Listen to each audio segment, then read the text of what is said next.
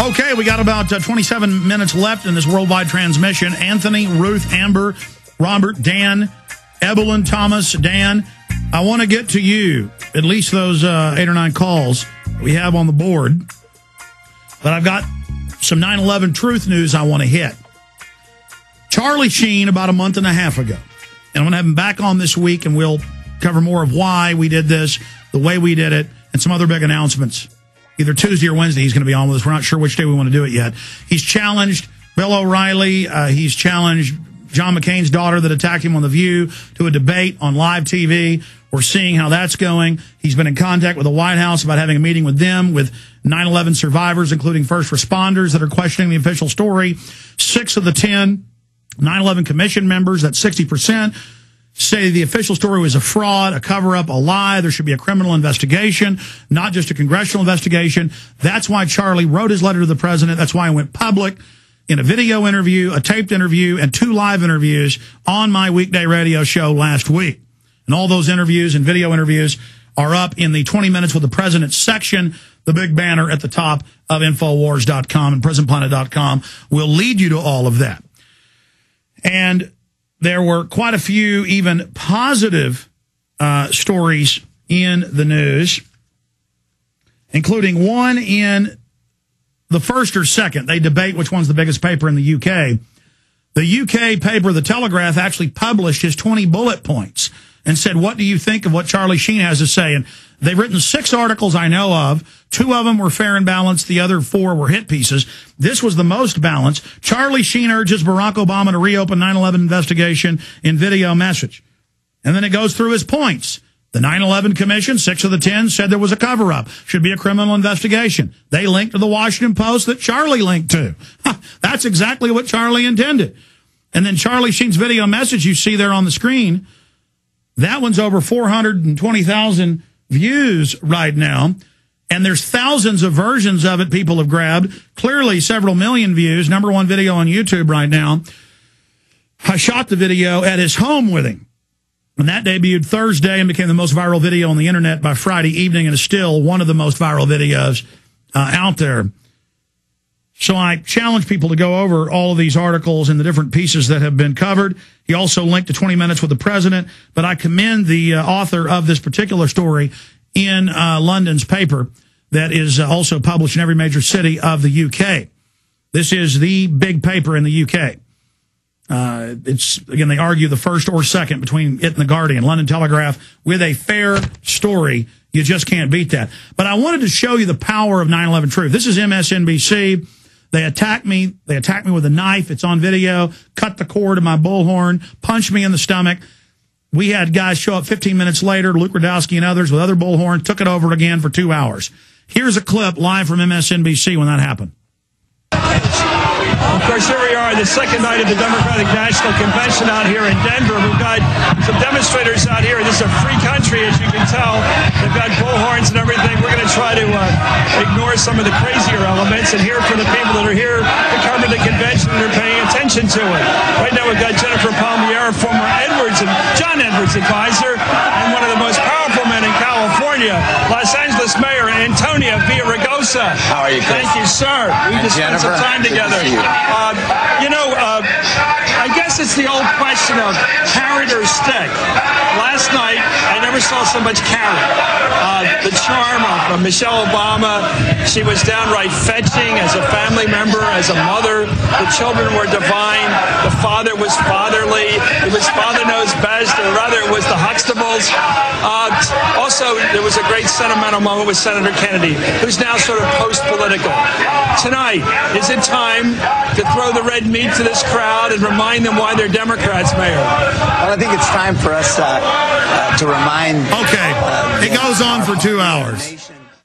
And then Keith Olbermann came up, said, please stop. He sent his producer out. Olbermann had just exposed that Cheney wanted to blow up U.S. ships and blame it on Iran. So I said, I'm tired. We've been here 2 hours. I've been beat up several times. It's in the extras of the Obama deception, actually, all the raw video of that. And so we left. But the point is, that's the power of going out to these live events. We're not playing Mr. Nice Guy anymore with the New World Order and these corporate whores. It's over. Now, here's a hit piece from Fox News. Here's a hit piece, and they play some clips from my Charlie Sheen video I put out.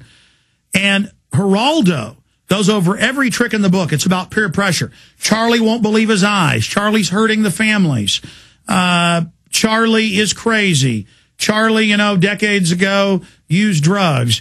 When O'Reilly, with the women has his own issues. But the point is, both of them do.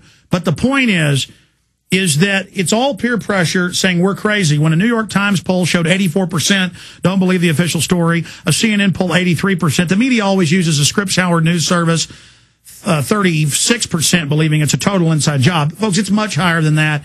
You can just Google 84% believe 9/11 cover up. You can see it. But I wanted to play this as a textbook example of a hit piece. This is one of 3 O'Reilly's done. And it's just absolutely pathetic. But they're being forced to respond. They're not just going to put 9/11 out there as a pretext to take our liberties anymore. We're going to respond and demand a real investigation. They also say Charlie's just making stuff up.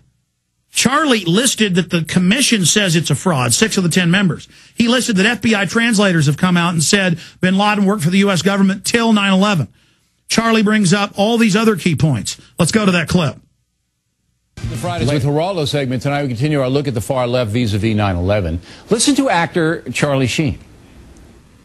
Good afternoon, Mr. President. I come to you today representing the families of the victims of September 11th, as well as millions of my fellow Americans. You, sir, have the power as well as the responsibility to initiate a truly independent congressional investigation into the events of 9/11 as well as its aftermath.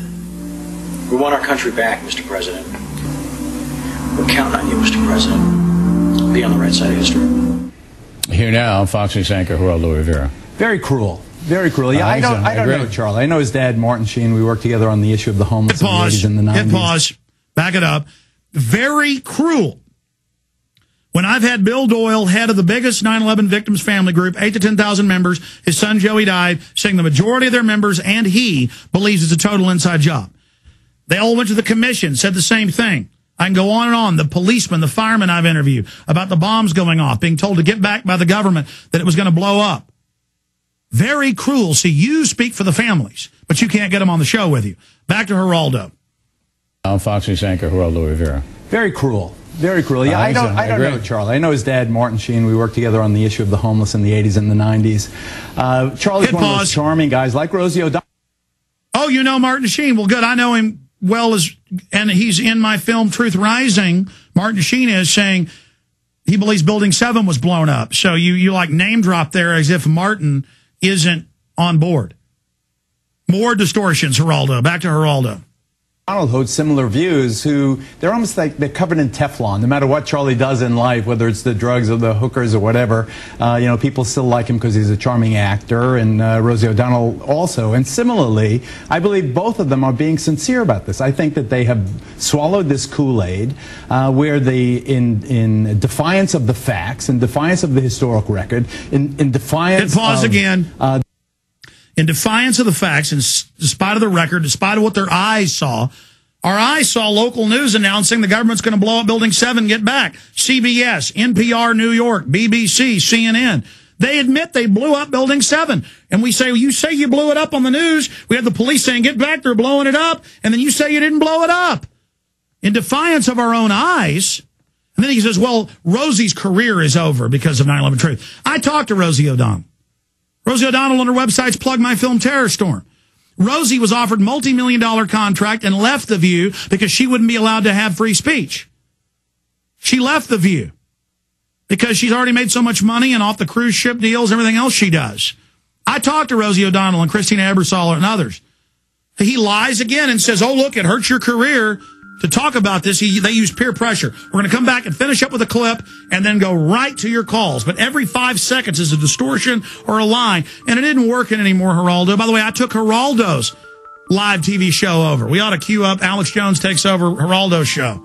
Show people that. That's in my film, Truth Rising. Available on DVD at Infowars.com on the secure online video bookstore shopping cart.